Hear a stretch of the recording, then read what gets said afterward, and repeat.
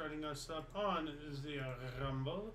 Where is the music? There we go. Let's get that playing. Not sure if that's a little loud. Not entirely sure. Anyway, welcome to Weekly Recap. Where's my script? Yeah, good afternoon. Welcome to the Weekly Recap AKA WWR. This show is a dive into the odd, obscure, bizarre, in other words, for strange world of notable events, weather, and sports. I am Xander. We're going to be joined by the Golden here, the Golden Loon here shortly. And you viewer, thank you so much for joining us. Let's just jump into the news today, shall we? Starting us off in Oddity Central, meet Jun He, China's 71-year-old track and field star. So yeah, 71-year-old Jun He recently became the first Chinese man over the age of 70 to run 100 meters in under 14 seconds during a competition that saw him winning 5 gold medals in his age group. Wow, it's impressive. Hey, well, you know, Five gold medals is always impressive. Speaking of old people, we're being joined by... Thank you. Yeah. The Golden Loon. Hold on, like our first story here, 71-year-old track and field. He's the first man over the age of 70 to run 100 meters in under 14 seconds. Wow. That's amazing. It says here, Jin Hui became known as China's hardcore uncle after dominating the 2024 China Track and Field Masters, a competition that challenges athletes between the ages of 35 and 84 to compete in a variety of track and field events. It was Jin Hui's second time competing in this prestigious event following his debut in 2023 when he finished second in the 100-meter race with a respectable time of 15.26 seconds, but he somehow managed to blow everyone away with his performance. Not only did the septuagenarian, whatever, it's a word for 7 decades or things. 70, yeah. Set a new national record for the 100-meter race in his age group, but he also snatched the gold medal in all the 5 events he participated in. So wow, that's incredible. Look at him. That's one fast old guy. Yeah. And it's that, believe it or not, not going to be the only old person story in this in today's show here. We got an Oldtimers Day going? I don't know, but moving on up. Spanish police uses Google Maps images to solve tricky murder case. And I've been seeing this on the rounds of several meme sites that I frequent. Spanish police have credited a recent Google Maps update for providing them with the evidence crucial to solving a murder case that they had been investigating for over a year. The tragic case of a 33-year-old Cuban man identified only by his initials, JLPO, whose remains were found on the outskirts of TWVGH, a town in the Spanish province of Castile and Leon, may soon reach its conclusion thanks to a Google Maps update. JLPO had traveled from Cuba to Spain to visit his wife, who was working in the European country, but soon after arriving in Spain, his relatives began receiving weird texts from him. He told his family that he had met a woman in Spain and planned to throw away his phone, so after they stopped hearing from him completely, JLPO's relatives declared him missing. Parts of JLPO's body, I guess, not nobody, were discovered near a TWVGH cemetery late last year, and investigators have been trying to solve his murder ever since. Although Spanish police have been suspecting JLPO's wife of being involved in this brutal murder, they lack the evidence to prove it. Investigators had information that the victim's spouse had become involved with a local man known as the World of TWVGH, and they suspect that they had planned to take JLPO out of the picture. By tracking the Cuban man's phone, police knew that it had been in close proximity to his wife's handheld, even after the man's disappearance, and the male suspect's reluctance to testify in this case also raised a lot of questions. Okay, well, tell us about... Yeah, okay. How did Google fit into it? The chances of a Google Maps car capturing a vital clue in a murder mystery are extremely slim, but the chances of capturing 2 such details are almost non-existent. Pardon me. And yet the same car apparently captured a suspect on the main street of TWVGH, pushing a wheelbarrow loaded with what looks like the same large package as the one he later puts in the trunk of the Rover. The only thing that doesn't fit in the investigators' puzzle is that the wheelbarrow doesn't show up anywhere near the red car. So, right here we have an image right here of him pushing a wheelbarrow. Yeah. So it looks like he's pushing the body. Yeah, and that looks like a body wrapped in a sheet too. And that's the photo that's been circling the internet here. Okay. But this is new to me right here. But yeah, this one, that's what he's putting in the trunk. Yeah. So I wish them the best of luck. Has he been found guilty yet or not? I don't think they found the guy yet. Oh. Like, this is just still like trying to identify because now they finally identified. They have a make and model of a car. Yeah. You know, like that could be a lead. You know, so yeah. Sounds like the guy had a heck of a wife. Yeah, I don't know. Sounds like she's connected some way. Yeah, I don't know. For further reading, please go into the underbar description below. Links to maybe I should start putting links to these specific stories in the description as well. But like, there's only so much you can put in the description. Yeah. But the links to Oddity Central is there. You can just find it. Spanish police use Google Maps images to solve tricky murder case. So, yeah, go there. Give them the foot traffic. You know, it's their article. I'm just some random dude reading this. Moving on up. Woman takes husband to high court for caring more for pet cat than for her. In a case that recently scandalized the Karnataka High Court, a woman filed a cruelty case against her husband, claiming that he cared more about their pet cat than about her. An Indian woman was scolded by judges in Bengaluru for filing a frivolous cruelty complaint against her husband, in which she mostly complained that the man pays more attention to their pet cat than to her. Justice M. Nagaprasanana observed that no specific allegations of cruelty or harassment were made in the complaints. Instead, the plaintiff focused on the husband caring for their feline more than her, claiming that whenever she confronted him about this behavior, they ended up arguing and hurling insults at each other. The wife apparently also complained about the cat attacking and scratching her several times, and the husband doing nothing about it. Well, obviously, she's jealous of the cat. This lady is crazy. Sounds like she's a little catty. Yeah. Boo. Moving on up, man suffers heart attack while doing homework with his son. Oh no. Oh man. That's not good. Well, how bad was this problem? You know? It's like, hey, I need to solve this quadratic equation. Like, and just. Chinese man got so angry while tutoring and helping his teenage son with his homework that he suffered a heart attack and almost lost. Wow. So he got angry? He got mad. That's not good. No. You like. Why do you get mad? I can understand getting frustrated, but getting mad to the point of giving yourself a heart attack over your child's homework, that's ridiculous. I mean, it's stereotypical, you know, about Asians and like, you know, working hard and all that stuff. And how do you know it's an Asian? Well, it says a Chinese man. Oh. So that's an Asian, right? Yeah, I would say like, so. Yeah. Snowman, the 40-something man from China's Zhejiang province, started experiencing shortness of breath and chest pain while helping his son prepare for senior secondary school entrance exams. Things got so tense between the two that Zhang was rushed to the hospital, where he was diagnosed with acute myocardial infarction. Doctors at the Run Shah Hospital performed emergency artery bypass surgery and managed to save Zhang's life. The cause of the heart attack was attributed to premature coronary artery disease, a life-threatening condition often exacerbated by stress. Okay, so, you know, he had a pre-existing condition, but still, he pushed himself to that point. Like, dude, chill. It's just a homework, you know.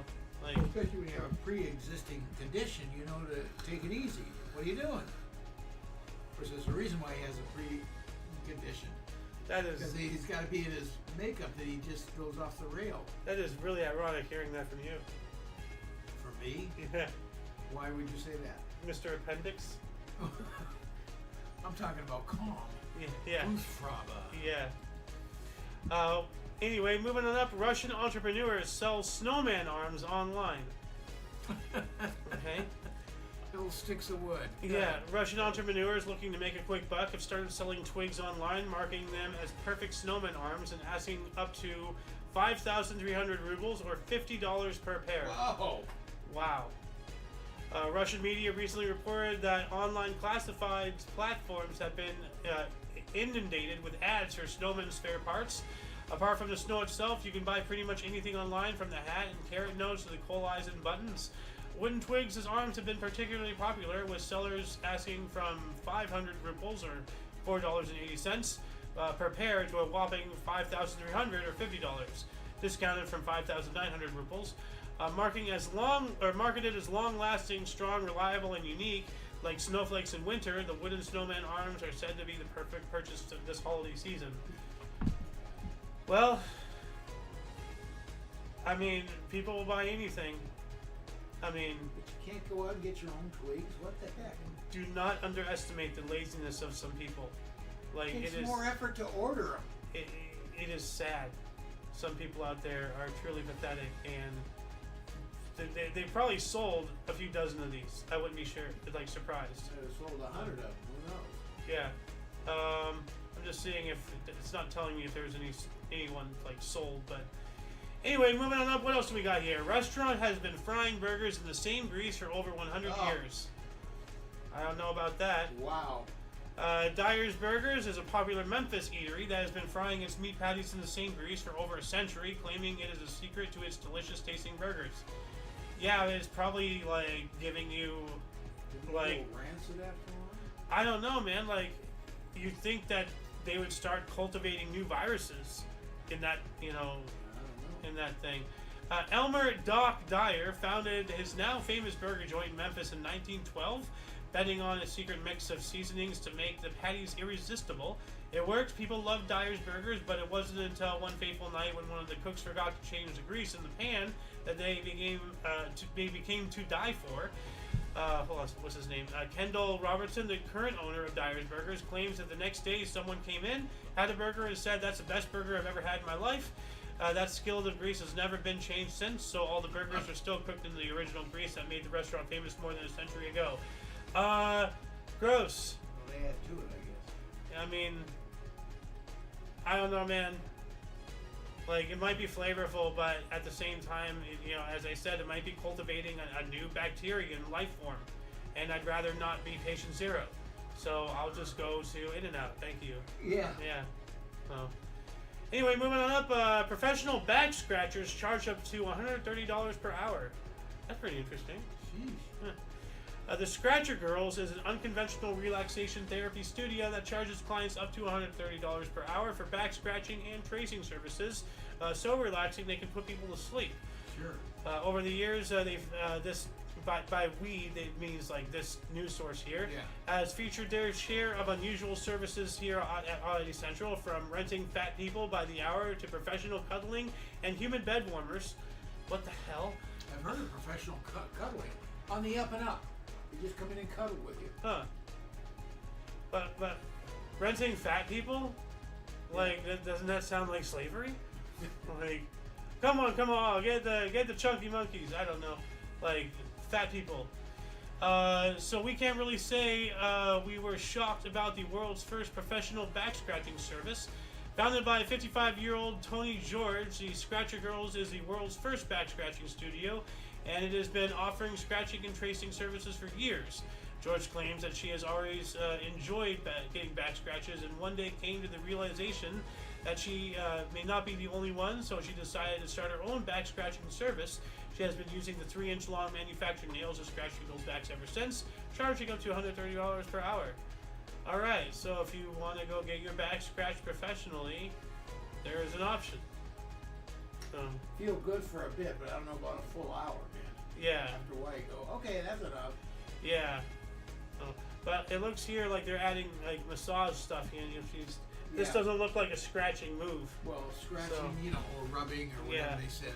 But that's So- not scratching right there. No. It's probably just like standard massage, but with some scratching added in to be their own little twist. Well, they also did tracing. This is tracing. Ah.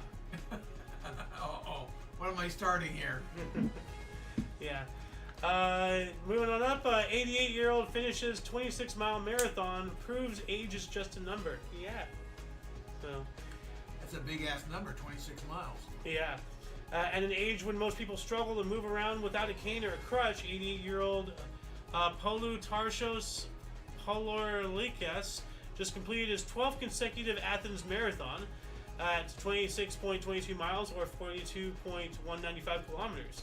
If you ever need a bit of extra motivation to get up off the couch and go for a jog, remember that an 88-year-old man finished the Athens Marathon, also known as the Authentic Marathon, because that's the actual, like, what the marathon is named after. The Battle of Marathon, ran from that area to Athens, and at the end proclaimed Nike, which means victory in Greek. Ah, didn't know that. Mm-hmm.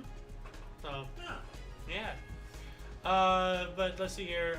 This guy, whose name is I'm not going to try to pronounce again, only took up running at the age of 73 after getting inspired by his son, an ultra-marathon runner. But he quickly became obsessed with it, running 4 to 5 kilometers per day and up to 20 kilometers on weekends. Yeah, he also finished the Athens Marathon 12 times, and despite getting older, poor Lucas actually managed to improve on last year's performance, 18 minutes faster. Wow. So wow, he's like it said, you're only as young as you Yeah. feel. Like, But he started at 73. That's yeah, funny. that's awesome. Yeah. So, and that's the other old person story I was talking about. Yeah. So, moving on up. It's a good one. Almost perfectly spherical egg auctioned for $250. That's really unusual to have a round egg like that. That is a perfectly spherical egg. Yeah. An egg bought from a supermarket was donated to a British charity and fetched $250 in an auction due to an unusual feature. It is almost perfectly spherical in shape. The egg was originally found in a dozen bought from a grocery store in Ayr, Scotland, and was purchased by Limburn, Berkshire resident Ed Pownell for $187 via auction house Thompson Roddick Cullen. Powell, who said he bought the egg on impulse after having a few drinks, donated the egg to the Luventus Foundation, a charity that supports young people in Oxfordshire. So he was drunk when he bought it. Yeah. I'm buying that round egg. I mean, hey, that's a good $187 investment because he later sold it for $250. Yeah. Made some money from it. The charity group sold the egg as part of a fundraiser auction on website 32 Auctions. Foundation official Ross Rapp said the auction, which included bidding on dozens of other items, raised a total of about $6,250 for the charity. Nice. Yeah, absolutely. Cool stuff. Round egg, for a charity. Yeah. Barbecue company cooks up to 655 pounds of chicken wings. Whoa. That's yeah. I wonder if they're flying off the shelves. Yeah, Barbecue Grill Company celebrated its 50th anniversary by cooking up a record-breaking 655 pounds and 12.8 ounces of chicken wings in Georgia, the state, not the country. Big Green Egg celebrated its 50th anniversary at Eggtoberfest. An Eggtoberfest, Yeah. huh? That sounds like a yoke to me. Its annual Grill Expo in Lawrenceville by assembling a team of barbecue chefs to cook up the gargantuan serving of chicken wings on 47 of the company's extra-large Kamado-style grills. The wings were slathered in Ed's famous wing sauce, named for company founder Ed Fisher, before being cooked and officially weighed by Georgia Department of Agriculture personnel. The weighty wings were enough to take the Guinness World Record for the largest serving of chicken wings at 655 pounds, 12.8 ounces. The wings were served to festival attendees, and the remainder was donated to local charity groups. Cool. Yeah. So more charity food stuff. Yeah. Move on up. 106-year-old woman stays young with positivity and Fireball whiskey. I love that they have the comma and then just Fireball whiskey. I'm positive I love my whiskey. Yeah. Well, what keeps her positive, Yeah. Gotta be sloshed. Florence Hackman, who was nicknamed Fireball Flo, wow. Fireball flow. After her love for I love it. Fireball that's a hot whiskey. So, after her love of the liquor led to the manufacturer sending her complimentary bottles and merchandise for her 105th birthday, turned 106 on Monday at the Traditions of Deerfield Senior Living Facility in Loveland. Quote, I just try to be nice to people and try to go one day at a time, that's all, end quote, Hackman said in a post on Traditions of Deerfield's Facebook page. Continuing the quote here, if you get that one day in, then you can go to the next one. So that's what you've got to do, one day at a time. Think of what I've got to do today. You've got to keep moving as long as you can, end quote. Yeah, exactly. Yeah. Just, plan for tomorrow, but live the day happy, not necessarily like it's your last day, because if you live like that one of those days, it will be your last day. But yeah, life is short, enjoy it. Don't spend any time hating and fighting and all that Fireball. crap. Yeah, and a nip of the you know, the fire water, you know, will help you along. So, moving on up, drone shows giant gingerbread house sets world record. Let's just watch this actually here really quick. Oh, that is cool. That's a drone show. Wow. And it's three-dimensional, so you can see it like anywhere.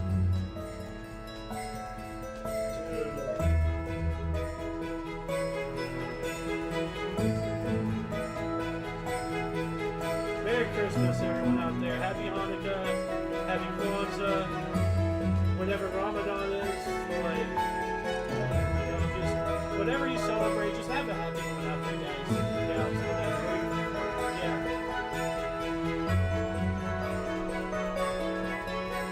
This is amazing.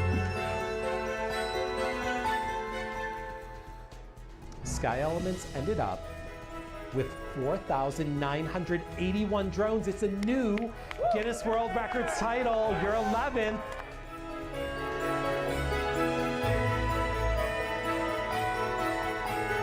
That's awesome. Yeah, this is on the YouTube channel. Let's see if it'll load up. No, USA Today. Okay, so moving on up. Detroit Area Library rejects return of book overdue 50 years. What? Huh. You didn't want it back, huh? Yeah. A former Detroit area resident attempted to return a library book that was 50 years overdue, but the library told him to keep it. Chuck Hindlebrandt, who now lives in the Chicago area, said he was recently looking through the books on his shelf when he spotted a copy of Baseball's Zaniest Stars by Howard Liss and noticed it had a Dewey Decimal number on the spine. Hinderbolt soon realized that he had checked the book out from the Warren Public Library on December 4th, 1974. Wow. The man returned to the Metro Detroit for Thanksgiving and tried to return the book, but he was told the book was no longer in the system, along with any record of his having checked it out. Librarians told him he could keep the book, and he would not be charged a 25-cent per day overdue fee, which have been amounted to $4,563.75 now. Hindlebrandt is now attempting to raise the amount of that waived fee to donate to nonprofit literacy group. Reading is fundamental. I might need their services. He put in the first $457, about 10% of the amount himself, and is trying to crowdfund the rest. That's really cool. That is. More donations. I'm gonna give him kudos on that. Yeah. Hope he gets that done. And last but not least, lost lunchbox found at Virginia school after 42 years. Oh God. Hope there wasn't food in it. Oh Lord. You still have my sandwich? Well, let's Woman see, has been reunited with her missing lunchbox. You know, I'll just read this here. A plumber working at a Virginia elementary school made a startling discovery: a Heathcliff lunchbox lost by a student more than 40 years earlier. Roanoke City Public Schools said in a Facebook post that a plumber was doing maintenance at Fairview Elementary School and came across a metal lunchbox bearing images of the orange cartoon cat. The post eventually came to the attention of the correct Tracy Drain, who lost her lunchbox during her 4th grade year in 1982. So they found the owner. Yeah. That's cool. Yeah. All right. They didn't find where was it where nobody saw it for 40 years. They don't say. Well, let's see here. No, it doesn't appear that they say. That's what I want to know. Inside, we found a thermos that still smells like hot chocolate. Oh God. Oh. Oh no. An adorable drawing and a tag with a student's name, Tracy Drain. You know, that's kind of weird. A plumber found a lunchbox belonging to somebody named Tracy Drain. I didn't think of that. Like, I didn't get the connection. You're right. So, Mrs. Curry's class in room 30. The lunchbox appears to have been made in the early 1980s. But yeah, they're not talking about where they found it. I guess somehow it, like, I don't know, maybe it was behind a locker, like you know, like a locker cabinet thing or something. Yeah. Because they found all sorts of stuff behind those things, you know, like purses, wallets, IDs, all sorts of stuff. So, but that shall conclude the show for today. Please check the underbar of the description below for anything that you may find interesting, including but not limited to all things Omni Coalition. For your dose of different, odd, and unusual news, aka notable events, weather, and sports, we stream every Friday at 4 p.m. Pacific Time, 5 Mountain, 6 Central, and 7 p.m. Eastern Standard Time, respectively. We do have other shows, although we primarily only do history and news for the time being. but I'm gonna hopefully change things soon here. This is actually gonna be the last show of this background. We're changing all this stuff around, tomorrow. Yeah. Also, I'm not doing a show tomorrow, but I'd like to get back on regular schedules starting Sunday. So, good. yeah. Good. Yeah, but anyway, so once again, check the description, and for all of you and all of us, I am Xander. Golden Loon. And you viewer are you, thank you so much for coming in and watching. I'm just going to do a check to see if we have any comments whatsoever. Nope. Anyway, until you catch us next time, whenever that is, wherever that is, don't forget to look right and left at every intersection, rate 5 thumbs, and subscribe. Toodles!